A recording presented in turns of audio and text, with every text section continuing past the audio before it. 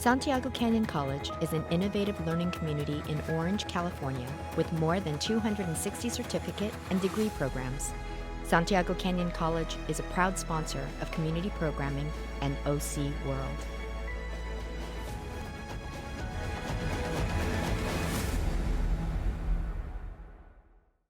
OC World is made possible by the generous contributions of Marisla Foundation, Keith and Judy Swain Family Foundation, Wells Fargo Bank, the University of California, Irvine, Orange County Community Foundation, Farmers and Merchants Bank, and viewers like you.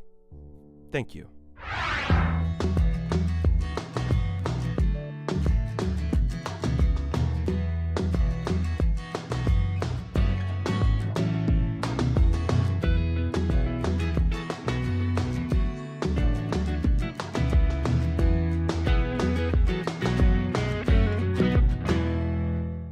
Hello, I'm Gaddi Vasquez, guest host for OC World. The heart of air travel in Orange County is John Wayne Airport, owned and operated by the County of Orange. It is the only commercial service airport in the region, serving not just general aviation, but also commercial aircraft and private jets. With more than 11 million passengers passing through its terminals each year and approximately 130 commercial flights daily, John Wayne Airport has become a crucial hub for both travelers and businesses alike. And in 2023, it celebrated an impressive milestone, marking 100 years of flight in Orange County. But beyond those numbers, what role does the airport play in the region's economy, transportation issues, and community life? What are its latest initiatives and future plans? And what challenges lie ahead? Our guest today is Charlene Reynolds, appointed airport director in 2022. She is a person responsible for overseeing operations and shaping the airport's policies. With more than 20 years of experience in the airport industry here in Orange County, she has been leading efforts to improve efficiency, sustainability, and the all, and I mean all important, traveler experience. So I'm delighted to welcome the director of John Wayne Airport, Charlene Reynolds, to OC World. It's great to have you with us today, and I want to begin the conversation we're having today. And in terms of your trajectory, you have a very, very impressive career, experience, resume. Tell us a little bit about your journey in this very, very interesting and challenging industry. So thank you so much for the question. I've been here since 2022, but this is not my first airport. Got my aviation experience at Phoenix Sky Harbor International Airport. I have been a longtime City of Phoenix employee, but was very, very interested in aviation. And the opportunity came up to start a new division, and so I took a lateral transfer over to the aviation department and started my career there, overseeing contracts and procurement, and then had a promotional opportunity to become the assistant aviation director, overseeing their commercial development, finance, contracts and procurement, and what we call business and properties, which is the food, beverage, and retail. And then during the pandemic, had an opportunity to serve as the interim aviation services director for a period of time. And then after 31 years in public service, decided to retire. And then after I retired, and it was a very short period of time, maybe 30 days before my phone started ringing from people in the industry saying, you're too young to retire. There's other opportunities, and then landed a position as the Chief Commercial Officer for Houston Airport System, which encompasses not only Bush Intercontinental Airport, Hobby, and Ellington Spaceport. So oversaw all revenue generating operations for those airports. And then a year later, I was called by a recruiter saying that there was a wonderful opportunity in Orange County that they thought I would be perfect for. And so I threw my hat in the ring and was selected by the Orange County Board of Supervisors, and just been very, very delighted to serve here as the airport director. Well, that's impressive because if I'm not mistaken, I think that what you just described just in Houston alone is probably significantly larger in terms of the ground operation and administrative operations that is Houston. And of course, Sky Harbor Airport is a very large airport that many of us transition through on a pretty regular basis. So in the big scheme of things, you were retired, you were thinking about the future, and you went to Houston. Got the call to Orange County. What attracted you to Orange County? What is it that drew you to this place? Well, really the opportunity and the challenges. This is a very beloved airport, but when I walked through the airport preparing for my interview, I kind of looked around the airport, and it's close to perfect, but how could I make it better? I saw a lot of opportunities to make this airport better. Like when I walked through, I was very saddened to see everything in retail said LA. This is Orange County. And so I really wanted to create that local sense of place, um, and make some changes to really enhance the guest experience. And so, therefore, the opportunity to put that stamp on the airport for me was one of the biggest attractions for me to come to Orange County. And then I had an opportunity to meet with the board. They were very gracious. And there again, the staff have been just fantastic. So it's been a few years since you've had the opportunity to be at the helm of the airport. Yeah, I know some of your staff that serve at the airport that have been here for a while. And in the interest of full disclosure, I have to disclose that I happened to be on the Board of Supervisors when the initial terminal was built here, the modern era terminal, if you will, which of course has now been enlarged and additions added to the airport operation. So surprises? Anything surprise you when you got here? I mean, you've described some of the things that you saw as opportunities, but anything that surprised you, good, bad, or indifferent about the There were environment? a few surprises, especially relative to the condition of some of the parts of the airport. The baggage handling system needs to be replaced. Want to upgrade the restrooms, and so I spent my first year working with not only JWA staff, airport staff, but Orange County Public Works to develop a capital improvement program where we will invest over the next 8 years about $750 million. Every day that number seems to grow. We started at $711 million.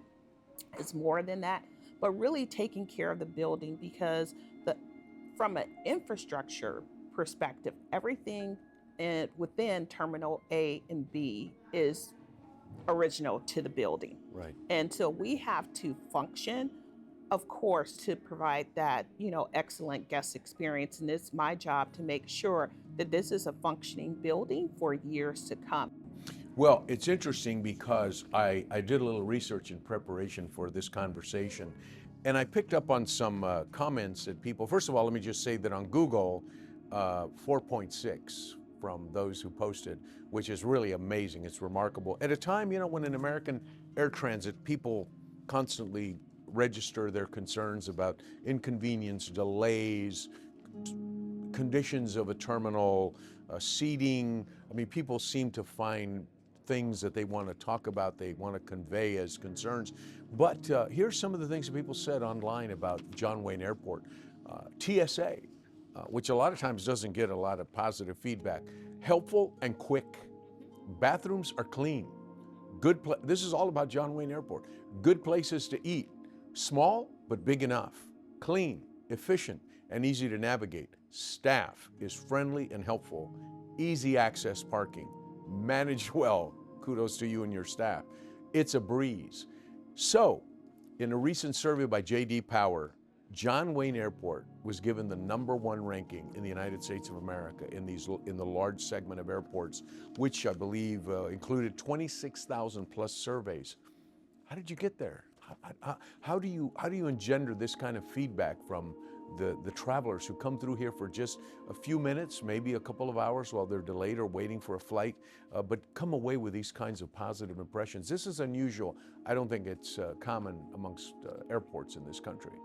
Well, it's truly a partnership. So relative to TSA, I actually meet with the regional director of TSA on a monthly basis. And we're always talking about the professionalism of their staff and how can we make it better.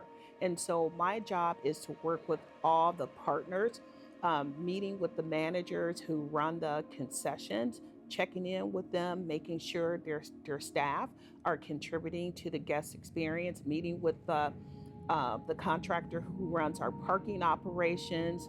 I know a lot of the ladies who work for Flagship who clean our restrooms, very, very nice, always complimenting them on the great job that they do. And so my goal is to touch every aspect of the airport and work with our partners because it is a true partnership. So only together can we be recognized by JD Powers. So you talked about a $750 million budget to improve many dimensions. I've looked at the list, and it's pretty impressive. And if you're successful, and I'm confident you will be, with those improvements and those modifications and alterations, how do you fund $750 million when you're trying to manage an airport where you have inherent costs that are already embedded in the day-to-day operation? How do you get to $750 million? And so an airport within itself is a self-sustaining business enterprise. And so we will utilize some of our reserves. We just paid off all of our debt related to the expansion of the airport years ago for Terminal C, so we're debt-free. Wow. We've also been very, very successful in getting some grant funding from FAA. So this year alone, we were awarded $30 million, which we're going to utilize to upgrade our escalators and also our restrooms. And then two, we're thoughtful about the $4.50 passenger ticket fee that is charged to every customer coming through the airport to utilize that fund within the airport footprint to, again, maintain the airport and make improvements. Are you confident that you can fund that $750 million within the existing framework of revenues without having to assess additional fees on the traveler? We're hopeful. We've seen a lot of escalation in costs over the last couple years. And so we know certainly the first few years of that program that we can fund it through existing revenues. We may have to go out for bonds in the future, but we will be able to fund a great portion of it just through the existing revenues that we have today. So we have come up with a plan of finance, and right now we're doing well. Let me drill down just a little bit on some of the conveniences or some of the things that have to be maintained in the airport. Obviously, with millions, literally 11 plus million travelers coming through Orange County Airport, a lot of wear and tear on hallways, corridors, seats, and things of that sort. But you've also got maintenance issues you have to tend to, right, on the runways and the facilities that the airline industry uses to come in and out of John Wayne Airport. Can you provide some light on that? Oh, absolutely. So coming up in 2025, we will embark on what we call a taxiway realignment program. And that is probably about a $90 million spend. And that's purely for safety. And so we want to not only take care of the inside of the building, but safety is the number one issue for us. So we want to make sure that every plane that takes off and lands here is done safely. And so we're addressing those issues, and those are some of our first priorities and our first spend relative to our capital improvement program. So switching gears a little bit to the other side of the runway, general aviation. I'm always fascinated when I'm here at the airport and the jets are either taxiing out or coming in and taxiing, and just seeing the sea of private aircraft on both sides of the runway. Tell us a little bit about that profile. What kind of quantities or volume are we talking about when we talk about John Wayne Airport as a general aviation airport and the private holdings that people have of some amazing aircraft not far from where we're sitting right now? Oh, absolutely. So general aviation, that's where John Wayne actually started, through general aviation. So we have some great partners across the campus, but general aviation actually constitutes 60% of the operations. Commercial is 40%. And so that's much different than we see at other airports, specifically Phoenix and Houston. They typically will have just an airport to support general aviation, but we have so many different operations here. It is a great community. I know a lot of the small pilots. We have some wonderful and very nice looking jets that I'm very, very impressed with. But our partners at Clay Lacy, Jays, ACI, they're investing over $250 million within the next 10 years to upgrade their facilities. So collectively, with the investment here by the airport and their investment, we will have over $1 billion of investment across the airport campus. And that is the largest single investment in the history of this airport and will truly transform the airport in the next 10 years. And how do you balance when you say 60% is general aviation? What are the challenges of the operational side of that general aviation as I'm watching a private aircraft land and a big aircraft taking off here or moving toward the runway? How do you strike that balance to be able to manage the volume that you're talking about when it's I think most viewers and people who travel here would be surprised that it's that kind of volume. How do you manage, how do you balance all of that? And so I can't take a lot of credit for that. The tower takes credit for that.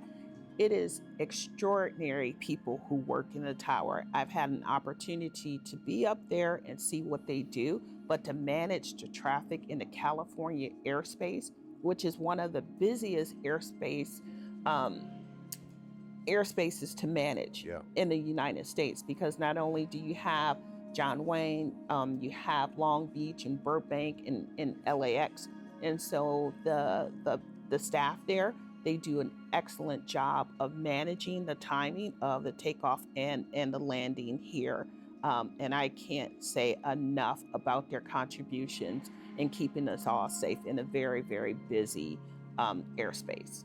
So early in the interview, you talked about your first observations when you arrived here and the sense that it was important for the airport to evolve into a place where Orange County is on exhibit to some degree. And I'm going to dwell on that a little bit. So in a perfect world, if everything works out, all the financing, all the transformation that we've talked about, what kind of a corridor do you want to create for the traveler who comes through here? What do you want them to see? What do you want them to feel? What is the experience of travel? Because I don't think there's any doubt that traveling these days in aviation can be a little bit stressful, complicated, flight delays, flight cancellations, lost baggage, all kinds of things. But part of the experience is how you feel about the terminal experience, as was alluded to earlier in our talk about how favorable people rated TSA and the friendliness and the staff and so forth.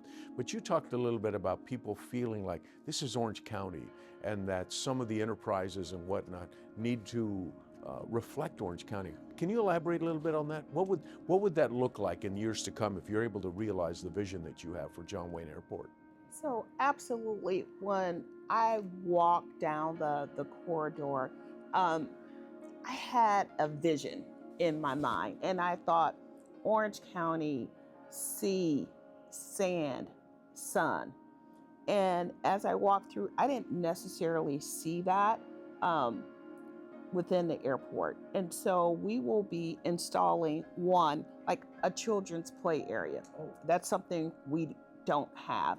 And that was something I was very, very passionate about as an amenity. And so it will have a sea and sun kind of thing to it. We have a great new curator for our art program.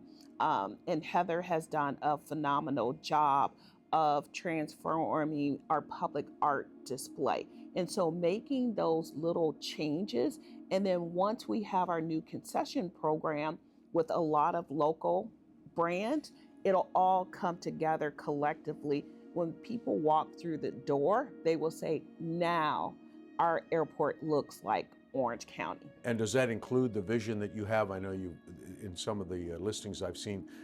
What about our baggage handling process, the carousels and whatnot? Are we a little bit behind the ball on that, or do we need to pick up speed on that front? Yeah, so we're a little behind on our technology. I'm working with our staff. We will basically retain a designer to come up with a new baggage handling system because the future is basically self drop off. And we want to have that new technology incorporated into the airport. So, one, we have to work with our airline partners to understand what baggage looks like in the future for them.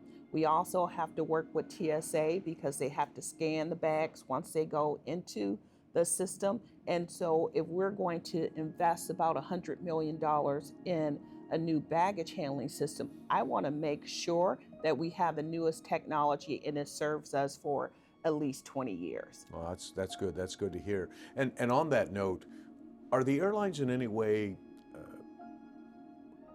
required to deliver bags to the carousel to the passengers within a certain time frame? Is there any monitoring, any surveys that are done to assess how airlines are performing on the delivery of bags from unloading to the carousel in airports? So right now we have a 30-year-old system. It functions well, but can we do much better? We want to get the report so we can manage bags quicker. I travel throughout the airport many times, and I travel to other airports with newer technology, and I notice a difference between the time I wait for my bags here and at other airports. So there again, we're going to address that in the next few years. And you have a piano Yes, in we one do. of the main areas of the airport, and I think it's open for folks to sit down and play the keyboard. Oh, absolutely. So that's part of the guest engagement. And sometimes I walk through and there are phenomenal guests who are in here playing the piano. And it just, it just does something for the atmosphere of the airport.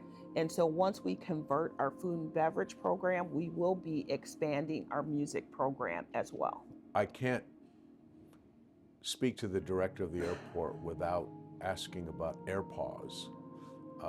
Very intriguing. What is that all about?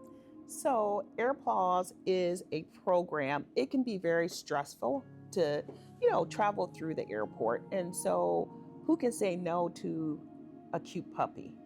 And so you have the opportunity to stop and play with the dogs that we have here. They're all volunteers within the airport space, and it's just another part of the guest engagement.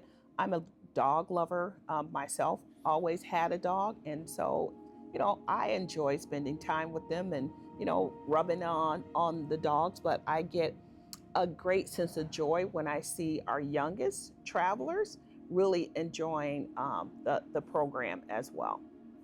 And shifting gears in terms of talking a little bit about governance, the Board of Supervisors has obviously oversight of approving the budget and management leadership, naming the director of the airport.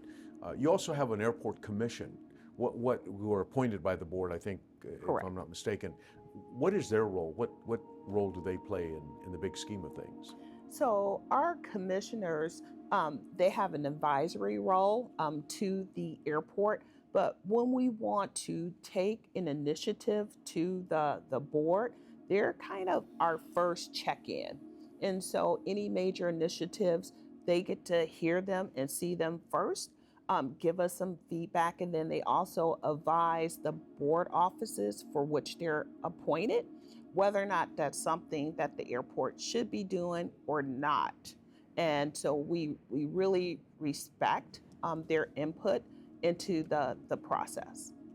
And shifting gears again, because there's so many topics that one can cover in a conversation about the airport, and you can't talk about an airport without talking about noise. And there was a settlement agreement that when I was on the Board of Supervisors was negotiated with our neighbors in terms of noise abatement and things of that sort. I know that that has been amended, adjusted, revisited several times, but I think you're coming up on a key time in 2030, if I'm not mistaken, with regard to that settlement agreement. Can you cast some light on how you see that going forward? And I would inject here that I believe that the technology of airport noise has been abated or helped by changes in technology of aircraft, as I recall. I remember the days of the whisper jet, is what they called it, when it was a new technology that lowered the volume on jet aircraft noise. Where are we on that? What does the future look like in that regard? So you're absolutely correct. The current iteration of the settlement agreement expires in 2030. And so probably the latter part of 2026, myself representing the county and the three parties to the settlement agreement, the City of Newport Beach Airport Working Group, and Still Protecting Our Newport, will be sitting and deciding what the next 10 to 15 years of the settlement agreement looks like. So one major component of that is the technology of the aircraft. It has gotten quieter. Right now, we have about 33% of that newer technology operating from the airport. It has gone up since I arrived from 16 to 30%, but can we do better? So my job is to work with the airlines. One, really getting them to be a good neighbor, look at their network planning to place more of that newer aircraft, but we've had challenges with Boeing, of course, and their delivery and certification of the aircraft, and just really to be a good neighbor and make this airport as quiet as possible. So we will be having a lot of discussions relative to the new technology and also the future of the MAP cap. Right now, we're capped at 11.8 million passengers for the airport. And you go out to various communities throughout Orange County, they want to see that number grow, but what does that look like? We'll have to discuss that. Well, Charlene, thank you for joining us today, and thank you for your leadership here at John Wayne Airport. You certainly have offered some great information, insight, and perspective on what we can anticipate the traveling experience in and out of John Wayne Airport. Thank you for your leadership. And I'm Gaddi Vasquez, and thank you for joining us on OC World.